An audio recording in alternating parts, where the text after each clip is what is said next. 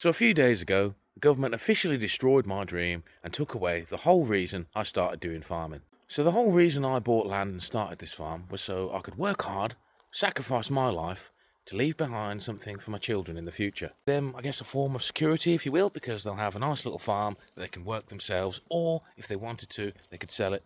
And many a small farmer are doing exactly the same thing because farming is not a profitable game anymore. The only reason to do it is to leave something behind. Now, obviously, most people get a million tax relief on the actual property on the house on the farm, and then another million in land. And that sounds like a hell of a lot of money. But if you know how much houses are worth in the countryside, a very small farmhouse hits that £1 million threshold, and 100 acres of land easily hits that threshold. That's not including barns, any other infrastructure like yard space, silage pits, etc. Those thresholds are super easily hit. Now, a lot of the farms around here are around 150, 200 acres in size. Every single one of them is going to have a 200 grand tax bill on the land alone. And anyone that's in a similar boat who's just working hard to leave something behind does you no favours, does it now? And completely scuppers your life plan and your purpose, I'd say. Which, as people may have already seen, a few farmers have already took the steps and unfortunately taken their own lives to preempt this tax coming in and give their family what they can give them now. Now, I'm still a little bit away from that threshold, but one day I wanted to get there.